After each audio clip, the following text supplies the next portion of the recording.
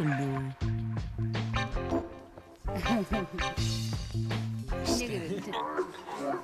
had our breakfast with the owners of the camp, who were happy to showcase their new addition to the family, and then we got going. So listen to the beat. After a few minutes, we stumbled upon one of the more anachronistic sights of the journey, a yak cart with a satellite dish on top. This man was moving his Gers from one place to another, so it was quite normal, but the initial sight was interesting.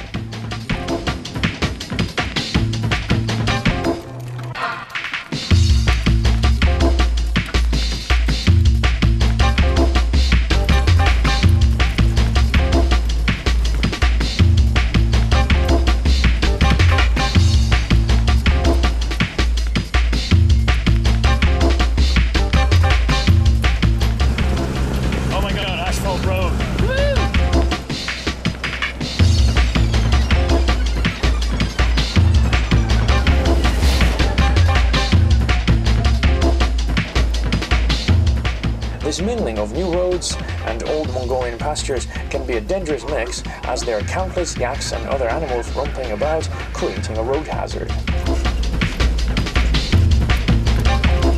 So listen to the beat.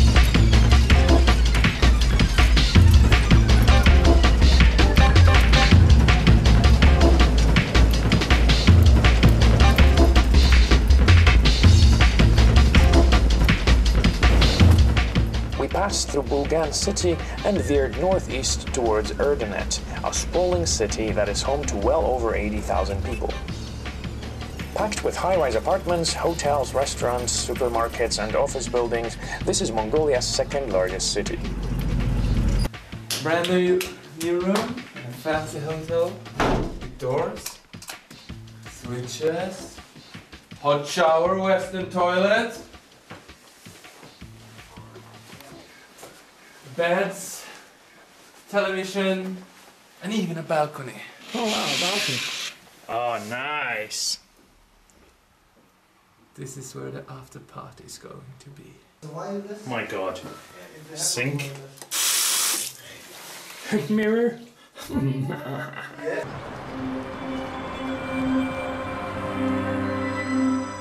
Erdenet's lifeblood is a huge copper mine that was opened here with the assistance of the Soviets. Because huge numbers of Russian workers were sent here, this place became a small slice of Soviet Union in Mongolia, and the field is still preserved, even now 20 years after the USSR has fallen apart.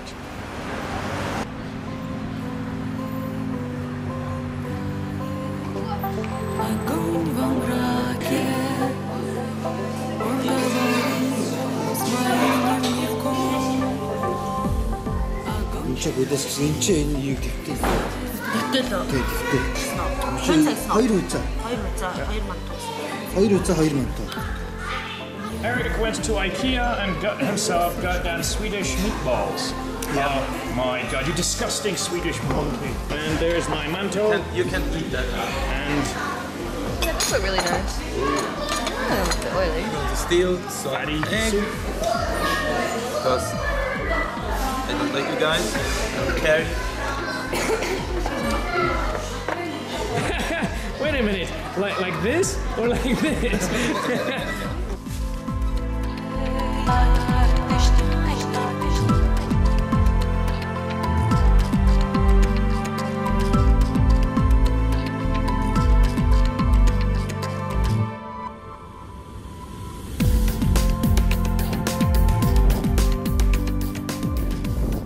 This here is the Erdenet Friendship Monument, a classical communist-style concrete erection.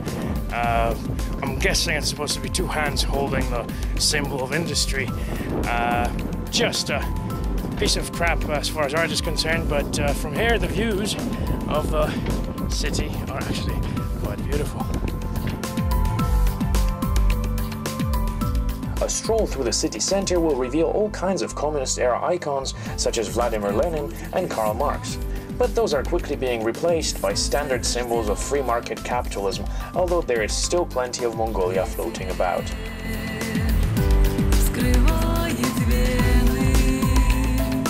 Hello, sir. Erdenet's enormous mine produces 25 million tons of copper and molybdenum ore annually, which makes it the 4th largest mine in the world. This accounts for about 14% of Mongolia's GDP and majority of the country's hard currency earnings. But there's a downside. The mine gobbles up nearly 50% of Mongolia's electricity, and as you can imagine, there's a huge environmental impact through both pollution as well as loss of habitat. Despite all this talk about development taking over, I wouldn't want to create an impression that Mongolia is a massive industrial powerhouse with a network of busy highways covered in bumper-to-bumper traffic. Even here in the busy north, roads can get quite empty, and hitchhiking is an exercise in patience. It's going to be a long day.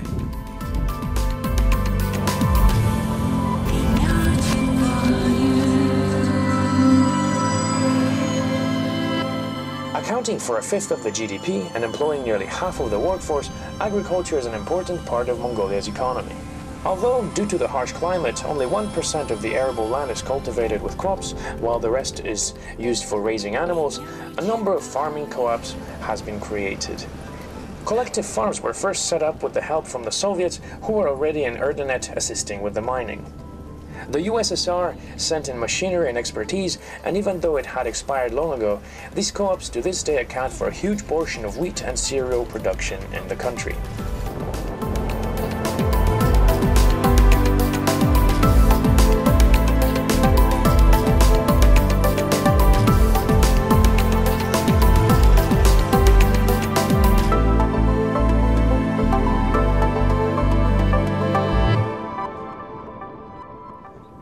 Our next stop was at Amarbayasgalant Monastery, once one of the 3 largest Buddhist centers in Mongolia. This is a very popular tourist destination, and so several ger camps sprung up to house the camera-wielding hordes. We dumped our junk in the ger and then immediately set out for the temple. We were lucky, as on that day there were no other groups and we could explore in peace. Built in the 1730s, the monastery's overall style is Chinese, although there is some Mongol and Tibetan influence. This is due to the fact that during the 18th century, Mongolia, China and Tibet were all part of Manchuria's Qing Empire, and so the various styles influenced each other, especially as the Manchu emperors wished to disseminate Tibetan Buddhism in Mongolia in order to pacify the region. Somehow, this monastery managed to avoid destruction during the Stalinist purges of the 1930s, and today this is the country's most intact architectural complex. We were free to roam all the halls and were given full access by the monks, which was actually quite nice and a bit of a change from the usual defensive mindset at temples.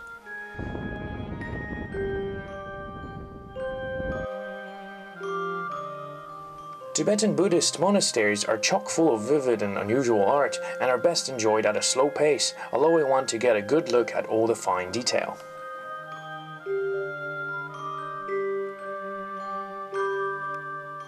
The temple's caretakers were all apprentice monks, 50% religious figures and 50% normal teenagers.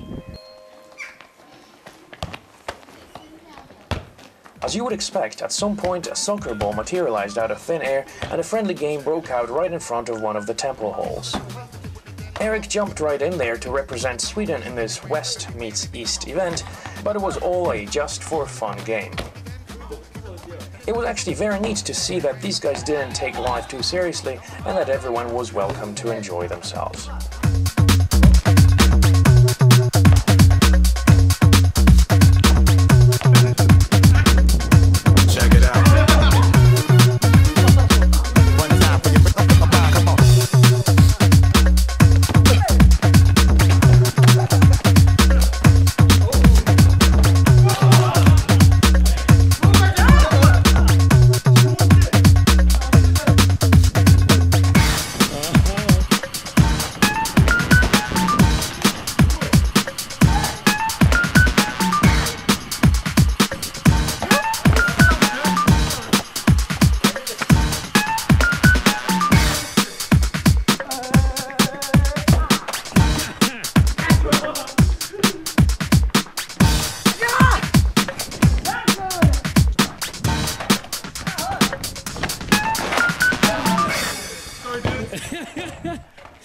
Nice one. High five. Oh!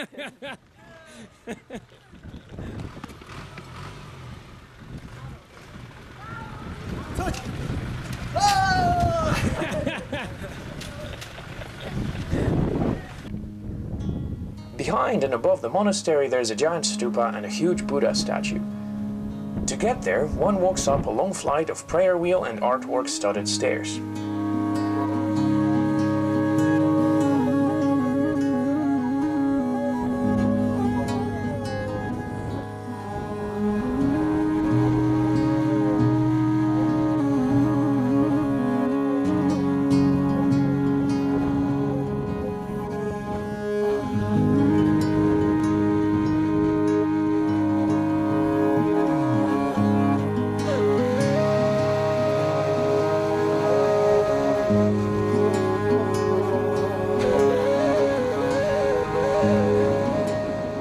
Overlooking the monastery and the entire valley is a huge stupa. Also known as chortens, these mound-like structures contain Buddhist relics. All very exciting stuff, but it was getting late and the only bones I was interested in were back at the camp kitchen. Eric, how's your Mongolian barbecue? Oh, it's delicious. Yeah? Let's see what you got in the bowl. Oh yeah. Okay, it's not a taste for the eye, it's a taste for the flavor. Well, sure, and for the smell, because apparently every dog in the village has smelled us and gathered around. Hi, Pooch. Hi, Pooch. Hi, Pooch. Hi, Pooch. Haley, how's the barbie? Amazing. I've just got no more meat. That actually carries so much flavor. Nice shot of potato. If you're a meat and potato kind of person, you're gonna love Mongolia, especially for the meat.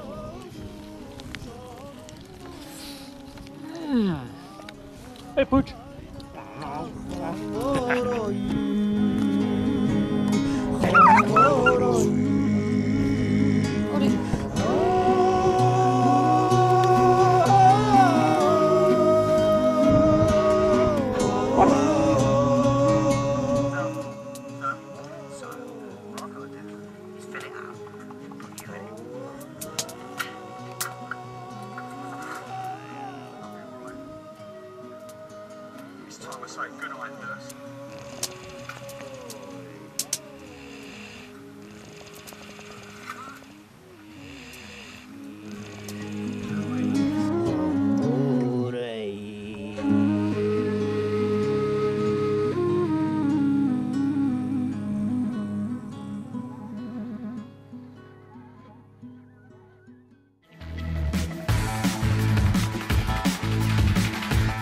Next time on Mongolia Gers Gone Wild, we get back to the urban sprawl of Ulaanbaatar.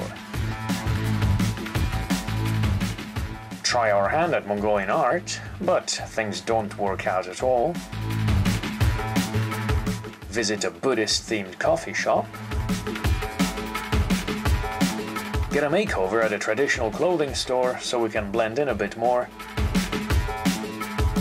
And finally, fly out of Mongolia.